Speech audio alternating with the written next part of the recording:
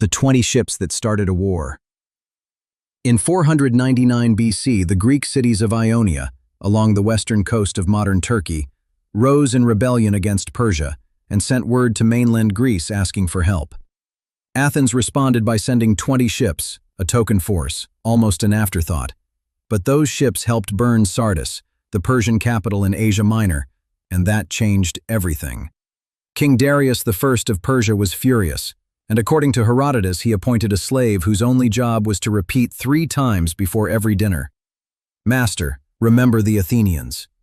The revolt was crushed, Miletus was destroyed, and Darius turned his attention to mainland Greece, not just Athens but every city that had defied him, starting with the most vulnerable. In 490 BC, his generals Datis and Artaphernes sailed across the Aegean with roughly 25,000 soldiers, stopping first at Euboea to deal with the city of Eretria.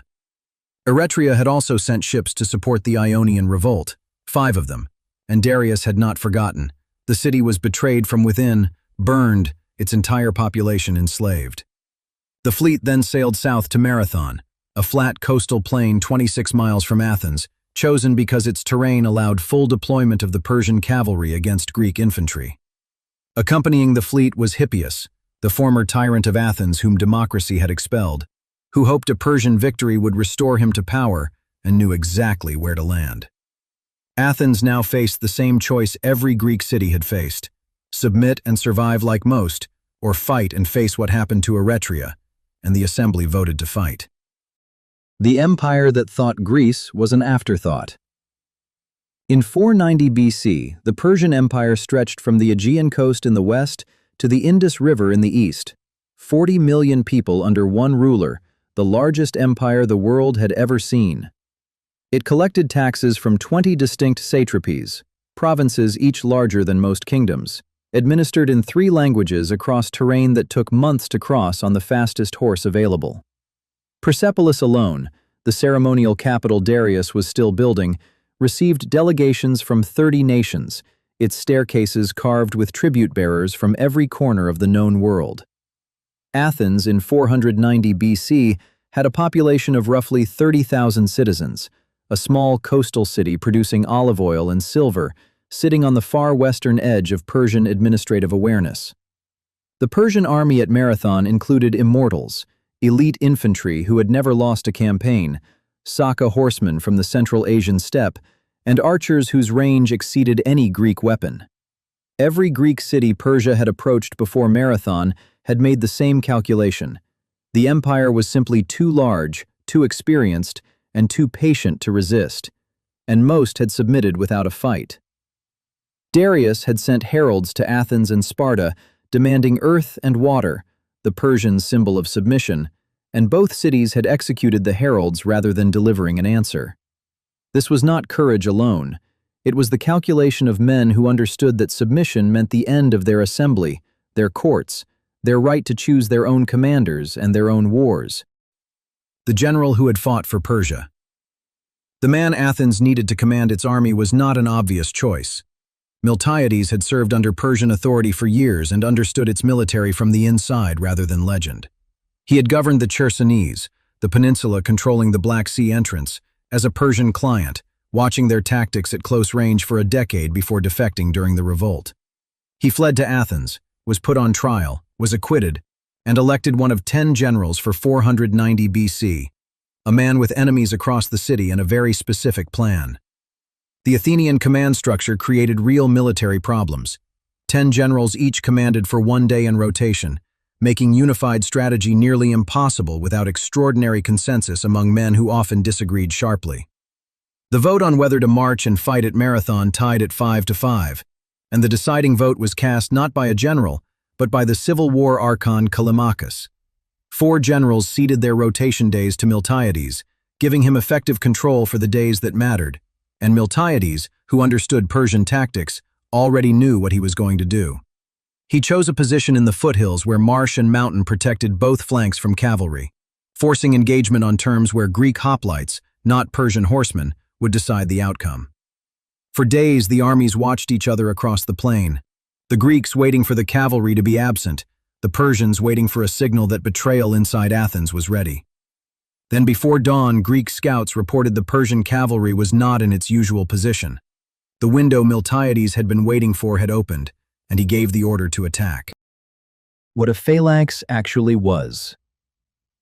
The weapon Miltiades was about to unleash had been developed over centuries of Greek warfare, a formation so effective it would dominate Mediterranean combat for the next 300 years.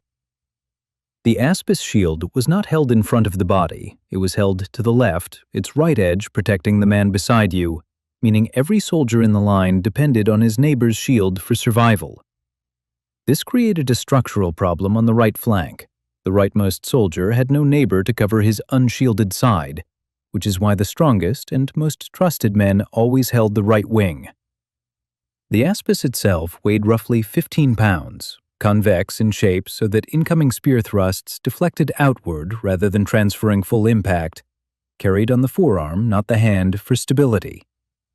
The spear, the doru, was roughly 8 feet long, held overhand, with a bronze butt spike on the rear end that served as a secondary weapon if the shaft broke in combat. The phalanx advanced in silence to a flute player's rhythm, keeping the line dressed and cohesive, because a gap of even one man broke the shield wall and made the entire formation vulnerable. When two phalanxes met, the collision was called the othismos, the push. Rear ranks driving forward into the backs of front ranks, the entire formation becoming a single, compressed mass of momentum. Running broke every rule of phalanx warfare. Gaps opened, rhythm collapsed, cohesion dissolved, which is why no Greek commander had ever ordered it, until Miltiades understood why this time was different. The charge that shocked the ancient world. Miltiades thinned his center to 4 men deep while reinforcing both wings to 8. Designed to absorb the Persian push in the middle, while the stronger flanks swept inward to encircle. At the signal, the entire Greek line broke into a run, 10,000 men in full bronze armor charging nearly a mile of open ground toward an army twice their size. No Greek army had ever charged at a run before. Hoplites advanced in slow formation to preserve cohesion, and the Persians watching reportedly thought the Athenians had lost their minds. The charge worked because Persian archers needed distance. Running closed that gap faster than any ordered advance could have done, with most arrows falling behind the moving line as it advanced. The phalanx hit at full momentum. The impact was exactly what Miltiades planned, with Persian best troops pushing the thinned Greek center back as the wings held firm on both sides. On both flanks, the heavier Greek wings held then turned inward, the double envelopment, wrapping around the Persian force from 2 sides simultaneously as the center fought on and held. What had been a Persian advance became a trap. The best Persian troops found themselves surrounded on 3 sides, the marshy ground cutting off any clean path back to the beach. They are running at us. They have no cavalry, no archers in front. They are running. Steady. They are running right at us. Hold the line. They are running and they are not stopping. Hold the line. The rout was complete. Persians broke for the ships, Greeks chasing them into the surf, capturing 7 vessels before the fleet managed to pull clear of the shore and the fighting. Look at this map. The Persian landing at Marathon, the Greek position in the foothills, the charge across the plain, the envelopment from both sides, and the beach where it ended. When the counting was done, 6,400 Persians lay dead against 192 Greeks, a ratio so extreme historians still debate whether the Greek figure is accurate. The dead who would not be moved. The Greek dead were not taken home. They were buried where they fell on the Marathon plain, in a mound called the Soros that still stands in the same location today. Athenian custom demanded burial near the city in the family plot. Choosing to inter the dead at Marathon was a deliberate statement about the significance of what those men had done. The assembly had their names carved into stone, every one of the 192 named individually, because they had voted to march and been right and deserved remembering. The Soros is still visible on the Marathon plain today, a mound roughly 10 meters high, untouched, the most direct physical connection remaining to the events of September 490 BC. But the battle was not finished, because as the Greeks chased Persians into the surf, someone was already thinking about the undefended city 26 miles away across the Attic hills. The Persian fleet was not sailing home. It was rounding Cape Sunion toward Phaleron Harbor, 2 miles from Athens, where the city's population had no army left to defend it. A shield had been seen flashing signal from Mount Pentelikos, a deliberate communication guiding the Persian fleet toward the city now that its army was 26 miles away at the coast. Who flashed the signal has never been established. Ancient suspicion fell on the Alcmaeonid family, who denied it, but someone did, and Miltiades understood what it meant before celebrations ended. He left a holding force at Marathon to guard the Persian dead and the 7 captured ships, then turned his army south and gave the order historians have been debating ever since. The march that no one should have survived. 10,000 men who had just fought a battle in full bronze armor turned from the beach and began a forced march of 26 miles back across the Attic hills to Athens. A hoplite carried roughly 50 pounds, bronze helmet, chest armor, bronze greaves, heavy Aspis shield, spear, and short sword, and none of it came off for the march home. There was no time to eat or rest or treat wounds. The Persian fleet had a head start, and if it reached Phaleron first, Athens would fall before the army arrived. The route crosses the hills of northeastern Attica, not flat ground or paved road, but rugged terrain that compounded battle exhaustion with additional physical punishment in afternoon summer heat. Herodotus does not record how long the march took, and modern attempts by athletes in replica armor suggest somewhere between 5 and 7 hours of movement over that terrain and distance. The army arrived at Phaleron before the Persian fleet. The Persians brought their ships into the bay, saw the same army they had faced that morning, and did not land.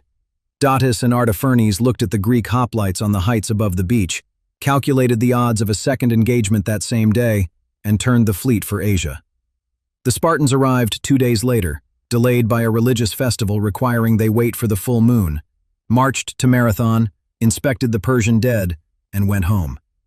Athens had done it without Sparta, and the fact was not lost on anyone in Greece who heard what had happened on that plain and beach in a single September afternoon. The runner everyone gets wrong. The story everyone knows about Marathon, a runner collapsing dead after gasping the word victory, is almost certainly not what happened, and the real story is considerably more remarkable.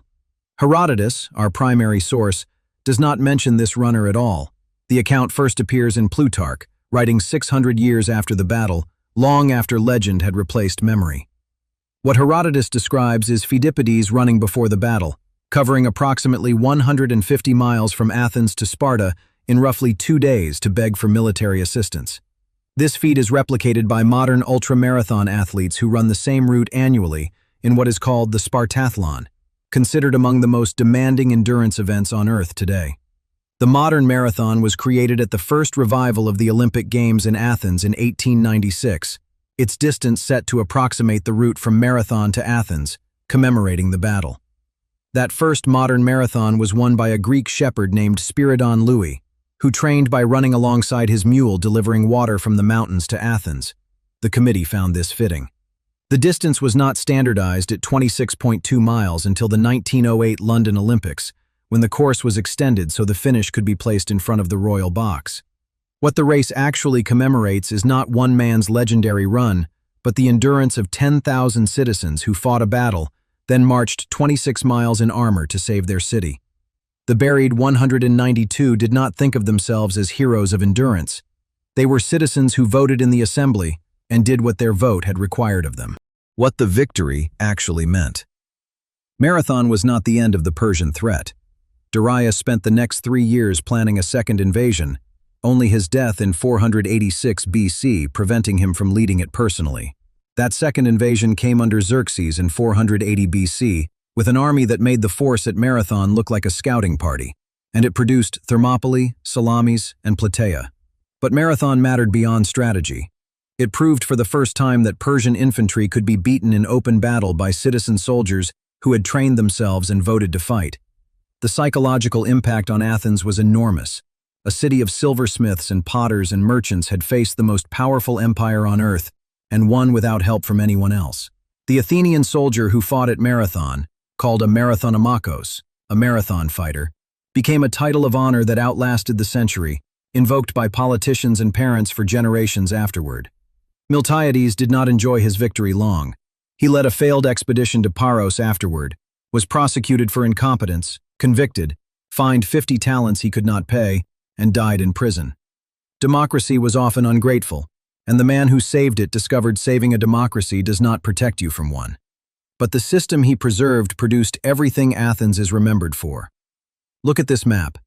Marathon in 490 BC and the Greek world that followed.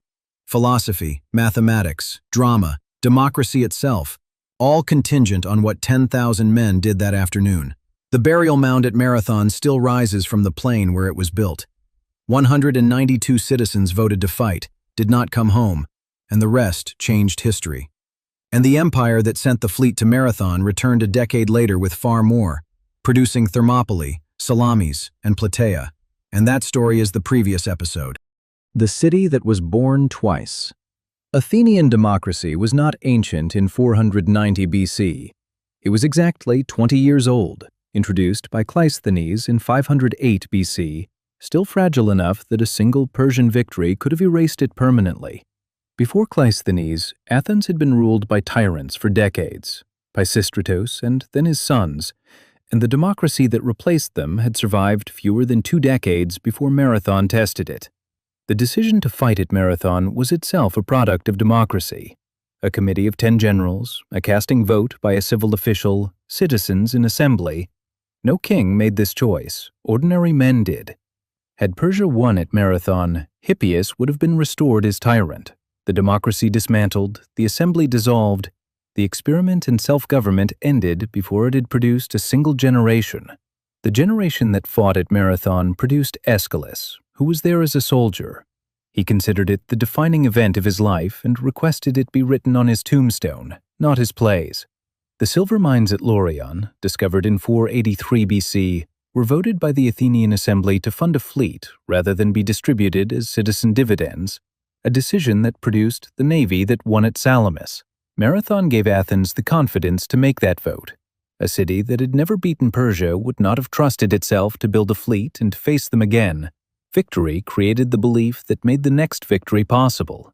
Philosophy, drama, architecture, mathematics, the very concept of democratic government, the entire inheritance the modern world claims from ancient Greece, passed through the needle of one September afternoon in 490 BC.